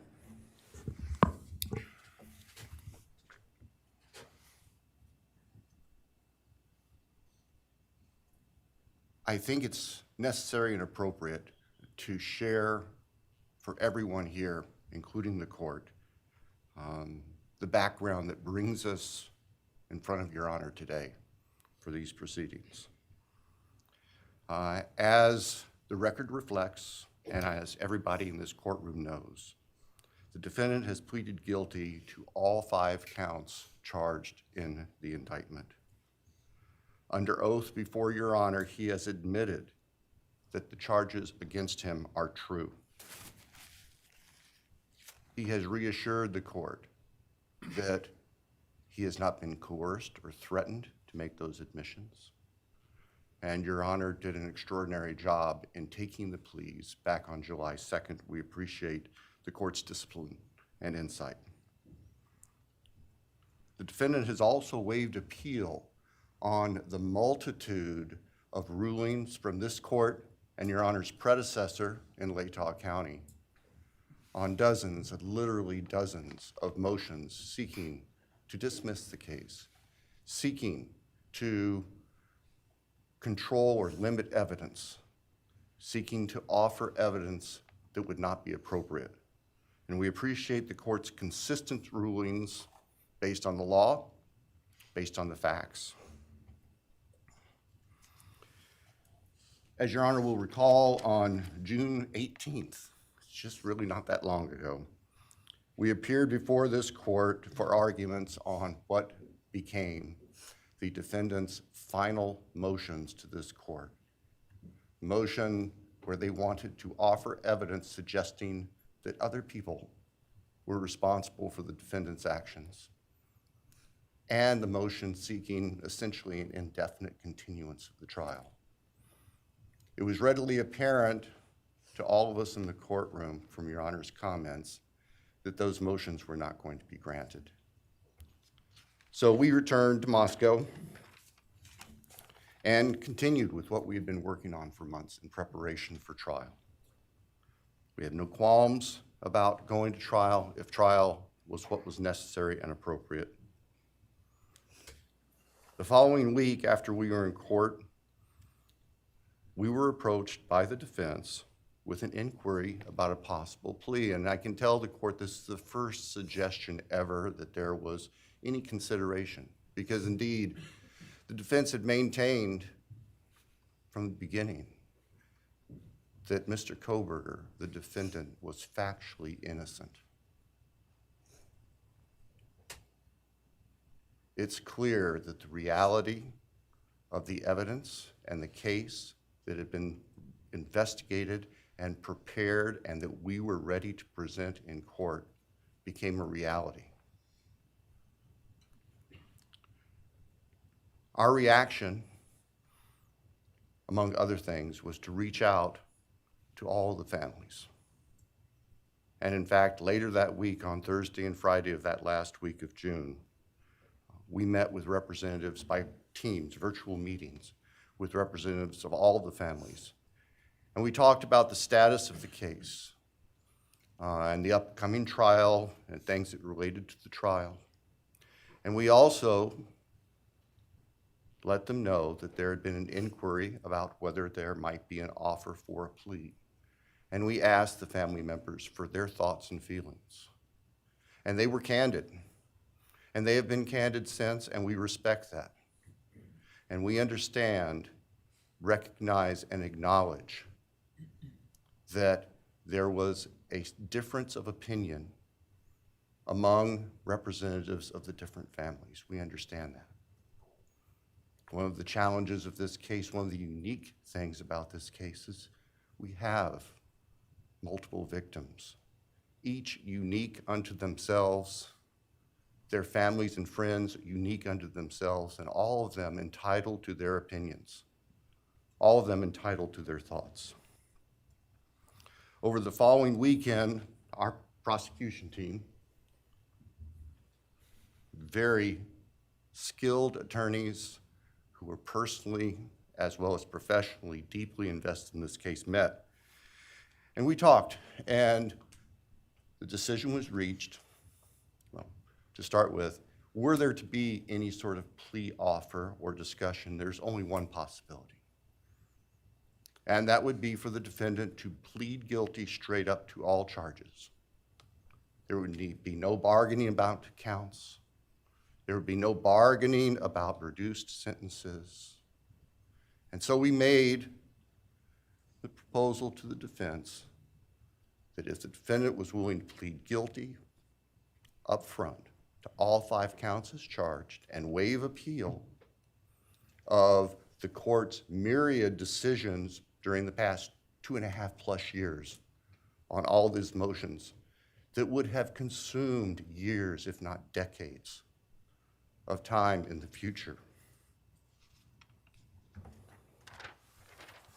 By the end of the weekend, we were notified the defendant was prepared to plead guilty as charged and factually acknowledge his responsibility in court for these horrible crimes. Obviously, those discussions and negotiations were confidential. And as Your Honor noted, I believe, that was necessarily so, because if the defendant had decided not to plead guilty, it would have been devastating to our jury pool for there to be public information that there had been consideration by either party to a plea resolution. And protecting the prospective integrity of a trial after so many years was paramount. So, the end of the weekend came. We notified the victims' families of what had occurred. I recognize and acknowledge personally, and I respect the fact that of these fine, suffering people here, not everybody agreed with the decision we make. I accept that. It's my responsibility in the end. I recognize that that's the duty of the office that I hold.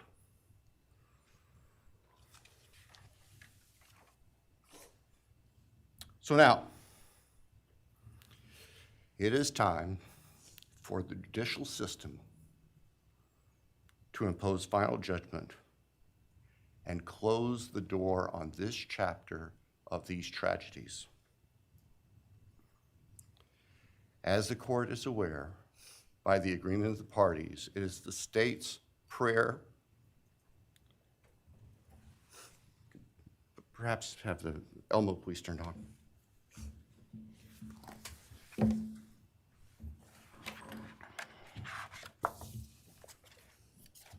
Thank you.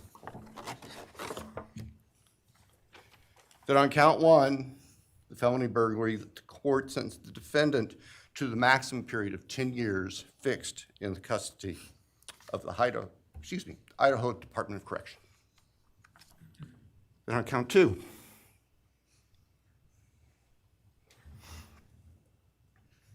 that the court sentenced the defendant to fixed life for the murder of Madison Mogen.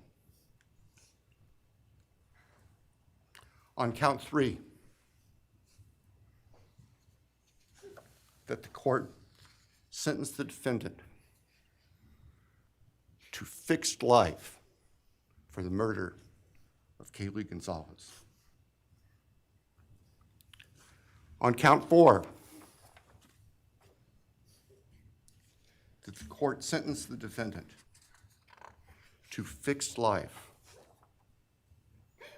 for the murder of Zana Kernodle.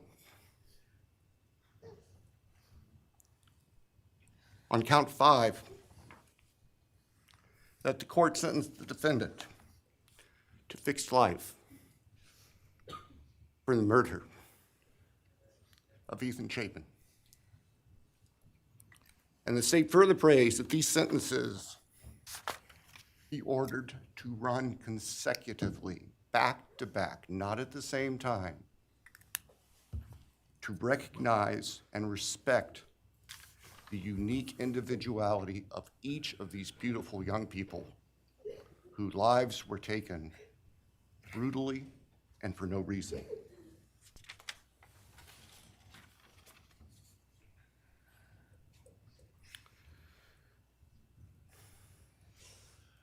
And hopefully now, as we have heard earlier this morning, it is time to afford the families and the friends and the community and the state of Idaho and the nation and the world to move forward. We can't undo, and we can never undo, the horror of what occurred on the early morning hours of November 13th, 2022 at 1122 King Street in Moscow, Idaho. For a long time, the presiding district judge in Latah County was John Stegner, who eventually became a member and a justice of the Idaho Supreme Court. And Justice Stegner often observed that even God cannot change the past. But everyone in this room has the ability to take themselves forward. And we want the judicial system to afford them the opportunity today to do that. From today forward, our memories should be focused on these innocent victims whose lives were taken, on their families, on their friends, on the community. The court has heard discussion, talk today, reminiscences today about a special family that our victims shared, not just their natural, legal, and biological families, not just their university family within their sororities, for example.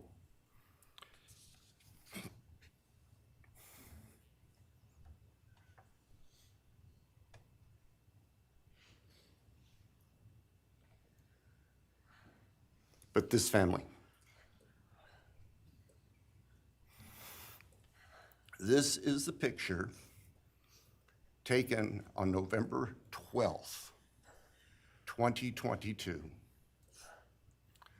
of the special family of 1122 King Road. And you can see all 6 of these dynamic, vibrant, loving, special, innocent faces taken together just across the street from their residence, and barely 12 hours before 4 of them would be brutally murdered in their sleep.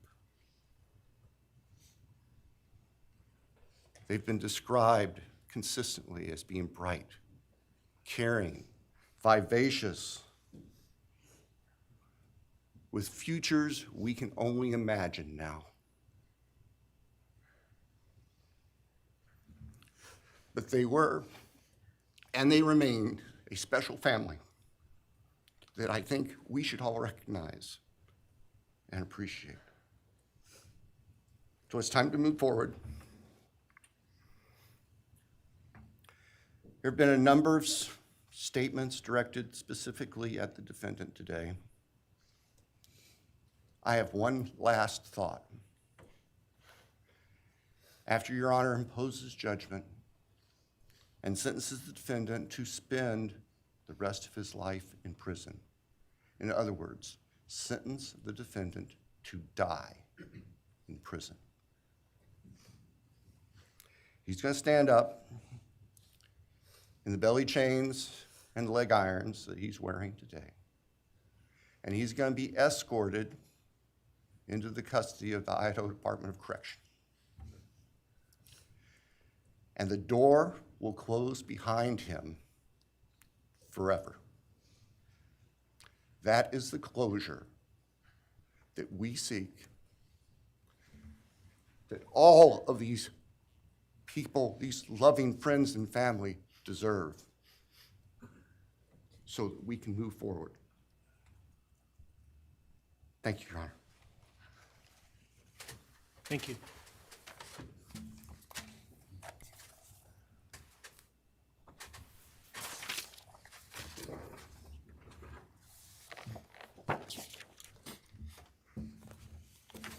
All right, does the defense have evidence to present today? No evidence. All right. Does defense wish to make argument today? Runner, we do not wish to make arguments. Mr. Kohberger, along with his legal team, is prepared for the court to enter judgment. All right, Mr. Kohberger, you have an opportunity to make a statement if you wish to. I take it you are declining. I respectfully decline. Well.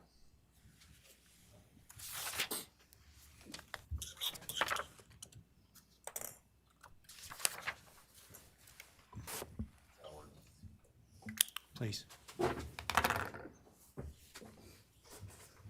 All right, let me start this morning by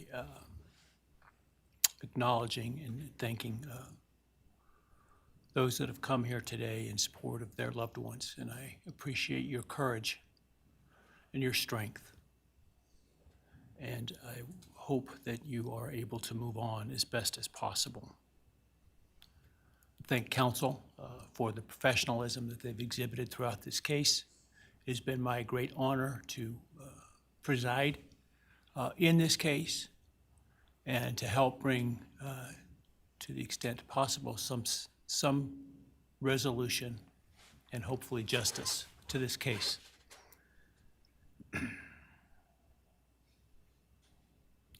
During the quiet morning hours of November 13, 2022, a faceless coward breached the tranquility of 6 beautiful young people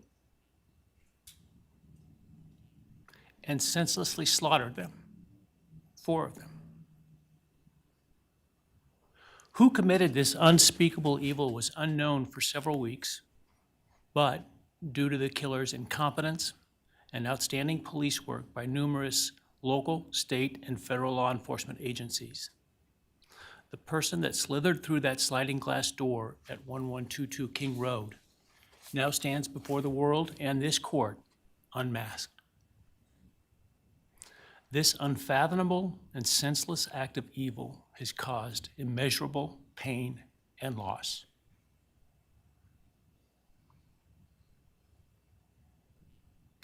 No parent should ever have to bury their child.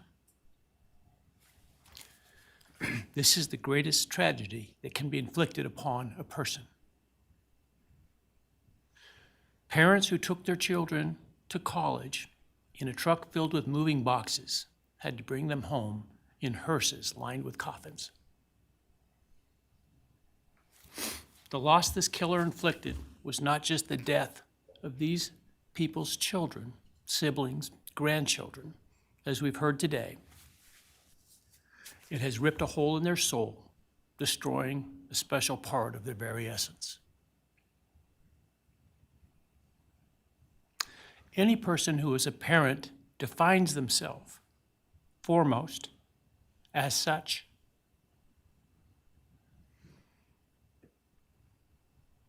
It is their existence and purpose of being. And it has been stolen from these parents.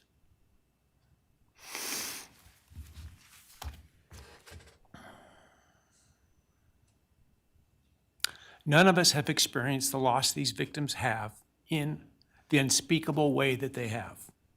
And therefore, none of us can, nor should we, question the way in which they have handled their loss. Whether that be in private mourning, removed as far as possible from this media circus, or in front of a camera demanding retribution with the loudest megaphone. I've listened intently to the stories and pain that have been shared today, with great awe at the courage and resilience of the surviving family members of those wonderful children. I've listened also to the surviving roommates, both in person and through their friends.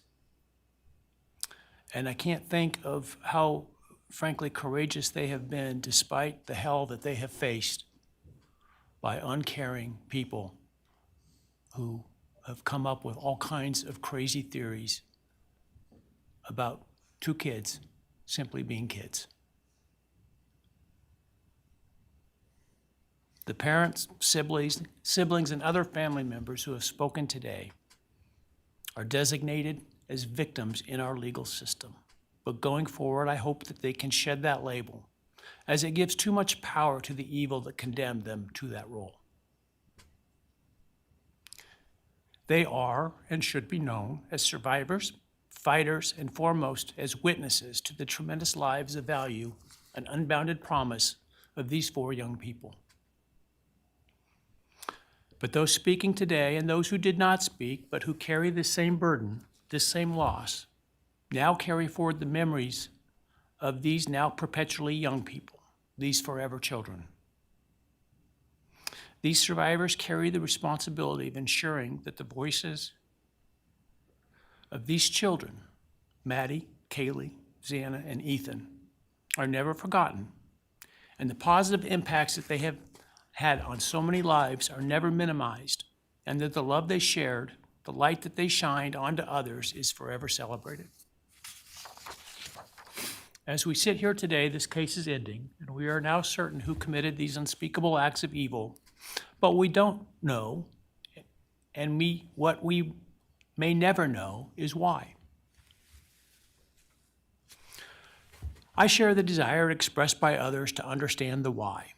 But upon reflection, it seems to me, and this is just my own opinion, that by continuing to focus on why, we continue to give Mr. Kohberger relevance. We give him agency and we give him power. The need to know what is inherently not understandable makes us dependent upon the defendant to provide us with a reason, and that gives him the spotlight, the attention, and the power he appears to crave. Yet even if I could force him to speak, which legally I cannot, how could anyone ever be assured that what he speaks is the truth? Do we really believe, after all of this, he's capable of speaking the truth or of giving up something of himself to help the very people whose lives he destroyed? Rather, I suspect the so-called reason would be dished out in enticing, self-serving, and aggrandizing, untruthful bits, leaving people wanting more information, more insight, and thus enhancing even further the power he seeks to hold. Even if we could get truthful insight into his why, I suspect it would not in any way quench one's thirst for actually understanding why in the first instance. Because there is no reason for these crimes that could approach anything resembling rationality. No conceivable reason could make any sense. And in the end, the more we struggle to seek explanation for the unexplainable, the more we try to extract a reason, the more power and control we give to him. In my view, the time has now come to end Mr. Kohberger's 15 minutes of fame. It's time that he be consigned to the ignominy and isolation of perpetual incarceration. I know there has been concern about him collaborating on books or movies or other media projects, and I truly hope that someone does not stoop to affording him this spotlight that he desires in the name of clicks, royalties, or profits. While criminal behavioralists should study him away from the spotlight in an attempt to prevent other would-be killers from acting on their worst impulses, There should be no need for that to spill over into the public eye. The great Idaho jurist Edward Lodge was known for trying to find something positive about every person he ever sentenced. And with over a half a century as a trial judge, that was a lot of people. This was often challenging, and I recall in one case he said that the best he could come up with was the defendant had good penmanship. Truth be told, I'm unable to come up with anything redeeming about Mr. Kohberger because his grotesque acts of evil have buried and hidden anything that might have been good or intrinsically human about him. His actions have made him the worst of the worst. Even in pleading guilty, he is giving nothing hinting of remorse or redemption, nothing suggesting even a recognition or understanding, let alone regret for the pain that he has caused. And therefore I will not attempt to speak about him further, other than to simply sentence him so that he is forever removed from civilized society. And accordingly, based upon his conduct and based upon the record before this court, recognizing the standards that govern this court's sentencing decisions as set forth in State v. Hill, I hereby sentence Mr. Kohberger as follows. On count 1, burglary, 10 years fixed, 0 years indeterminate. I also impose a fine of $50,000. Count 2, first-degree murder of Madison Mogen. I sentence the defendant to a fixed term of life imprisonment without the possibility of parole, a fine of $50,000, and a civil penalty of $5,000 payable to the family of the victim. On count 3, for first-degree murder of Kaylee Goncalves, I sentence the defendant to a fixed term of life imprisonment without the possibility of parole, a fine of $50,000, and a civil penalty of $5,000 payable to the victim of the family, or to the family of the victim, pardon me. On count 4, for the first-degree murder of Zana Kernodle, I sentence the defendant to a fixed term of life imprisonment without the possibility of parole, a fine of $50,000, and a civil penalty of $5,000 payable to the family of the victim. On count 5, for the first-degree murder of Ethan Chapin, I sentence the defendant to a fixed term of life imprisonment without the possibility of parole, a fine of $50,000, and a civil penalty of $5,000 payable to the family of the victim. The sentences on counts 1, 2, 3, 4, and 5 shall run consecutively to one another. Restitution will be left open for 60 days. Defendant will be required to submit a DNA sample and a right thumbprint impression to the Department of Corrections and comply with the DNA Database Act. I remand the defendant to the custody of the Idaho State Board of Corrections for to be imprisoned in an appropriate facility in execution of the sentence where he will remain until he dies. Though you have waived your right to appeal, you do have a right to file a notice of appeal, and any such appeal must be filed within 42 days of the date of the written judgment, which will be entered shortly hereafter. Though the appeal, you should be aware, may be deemed a violation of the plea agreement, and so I certainly suggest you discuss that with counsel if that is your desire. I ask the media and public present to allow the families to be escorted out first before they leave. Again, thank you to everyone for your stories today. I am strengthened by them, and I am encouraged by your humanity and strength, and God bless you. We're adjourned.